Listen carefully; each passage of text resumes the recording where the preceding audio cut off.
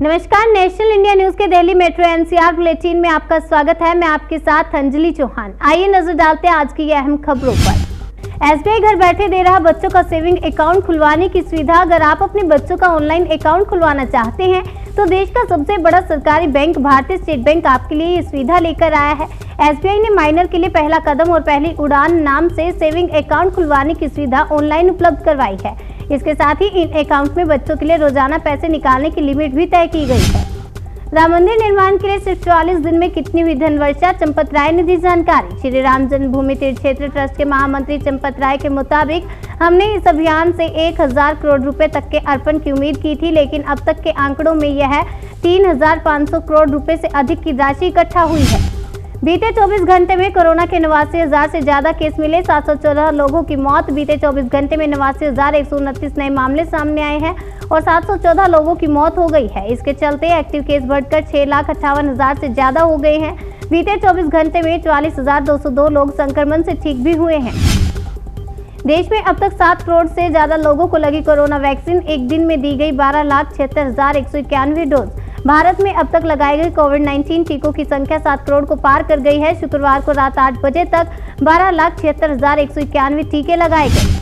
Haridwar railway station पर नहीं जाएंगी ट्रेनें, 4 दिन के लिए लिया गया फैसला। एसपी जीआरपी मंजूनाथ टीसी ने बताया कि कुंभ मेले में 12 से 14 अप्रैल के बीच शाही स्नान को देखते हुए हरिद्वार रेलवे स्टेशन पर 11 से 14 अप्रैल तक ट्रेनें नहीं जाएंगी। उन्होंने बताया कि ट्रेनों को ज्वालापुर, रुड़की और लक्सर रेलवे स्टेशनों पर रुकेंगी और यहीं पर श्रद्धालु उतरेंगे। अनचाहे बच्चों को झाड़ियों में फेंके जाने से बचाने के लिए सरकारी अस्पतालों के बाहर रखे जाएंगे पालने। सरकार का मानना है कि जो लोग अनचाहे बच्चों को इधर उधर असुरक्षित जगहों पर फेंक जाते हैं, इन छोटे बच्चों की जान बचाना कठिन होता है। इसलिए जो पालने अब तक अनाथालयों के बाहर ही लगाए जाते थे, अब वो सरकारी अस्पतालों के बाहर भी लगेंगे। इंडिगो एयरलाइन ने शुरू की door to door baggage transfer की सुविधा। अब आपका सफर होगा बेहद आसान। इंडिगो एयरलाइन यात्रियों का सफर और आसान करने के लिए door to door baggage transfer की सुविधा दे रही है। अब यात्रियों का सामान घर से पिक करने से लेकर यात्रा के अंत तक पहुंचाने की सुविधा देगी। बिना रिजर्वेशन कर सकेंगे सफर। रेलवे 5 अप्रैल से शुरू करेगा 71 अनारक्षित ट्रेनें। देखें लिस्ट। रेलवे के मुताबिक सहारनपुर दिल्ली जंक्शन, फिरोजपुर कैंट लुधियाना, फाजिल्का लुधियाना, बठिंडा लुधियाना, वाराणसी प्रतापगढ़, सहारनपुर नई दिल्ली, गाजियाबाद पानीपत, शाहजहांपुर, सीतापुर, गाजियाबाद, मुरादाबाद समेत कई शहरों के लिए अनारक्षित ट्रेनें चलेंगी। अगली खबर कानपुर से है, जहां पर एक लापरवाही सामने आई है। फोन पर बात करते हुए एएनएम ने 2 बार लगा दी कोरोना वैक्सीन। फूले सभी के हाथ पांव। लोकल मीडिया रिपोर्ट्स के अनुसार जिस महिला को कोरोना टीके की डबल डोज दी गई है, उन्होंने बताया कि एएनएम फोन पर बात करने में काफी व्यस्त थी और उसने उन्हें टीका लगाया। इसके बाद एएनएम ने उन्हें वहां से हटने के लिए नहीं कहा। इसके कुछ ही देर बाद एएनएम ने फोन पर फिर बात करती हुई आई और दोबारा से वैक्सीन लगा दी। मोदी सरकार में डेयरी सेक्टर ने पकड़ी रफ्तार। 6 साल में 44% बढ़ा दूध का उत्पादन। मोदी सरकार द्वारा पशुपालन और डेयरी सेक्टर को बढ़ावा देने के मकसद से मिशन मोड में लागू की गई योजनाओं और कार्यक्रमों से देश में दूध, अंडे व गोश्त के उत्पादन में आकर्षक वृद्धि दर्ज की गई है। शोपियां में सुरक्षा बलों और आतंकियों के बीच मुठभेड़। 4-5 आतंकियों के छिपे होने की आशंका। जम्मू कश्मीर के शोपियां में सुरक्षा बलों और आतंकियों के बीच मुठभेड़ चल रही है। इलाके में 4 से 5 आतंकियों के छिपे होने की खबर है। भारत की दरिया दिली आई सामने। अनजाने में सीमा पार कर गया था पाकिस्तानी बच्चा। बीएसएफ ने चॉकलेट देकर वतन वापस भेजा।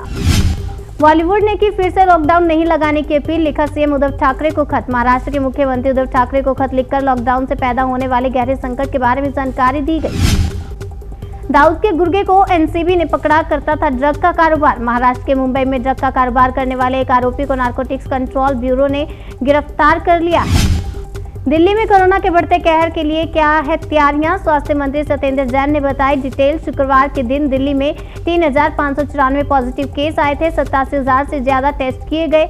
पॉजिटिविटी रेट 4.11% चल रहा है। दिल्ली में और पूरे देश में कोरोना तेजी से बढ़ रहा है। लोगों से अपील है कि वे कोविड एप्रोप्रिएट बिहेवियर का पालन करें, ये सत्येंद्र जैन का कहना है।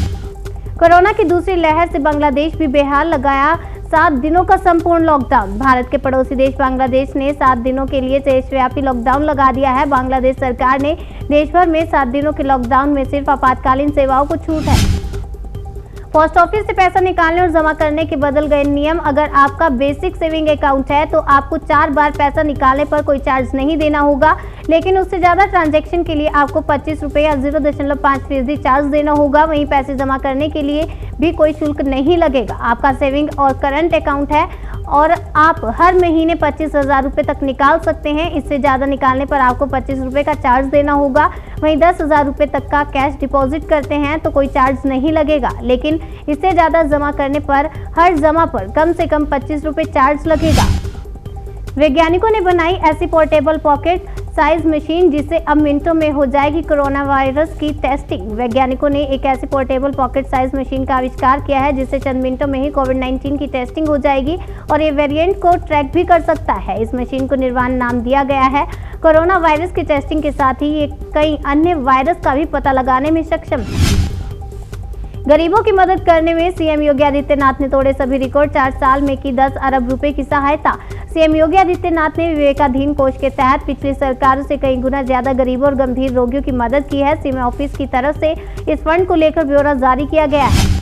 जहरीली शराब से मौत के आंकड़ों में तेजी। तेजस्वी यादव ने शराबबंदी के बावजूद मौत पर उठाए सवाल। होली के दिन जहरीली शराब पीने से मरने वालों का आंकड़ा लगातार बढ़ रहा है। वहीं पुलिस का कहना है कि अभी ये साफ नहीं हो पाया कि इन लोगों की मौत शराब पीने की वजह से हुई है।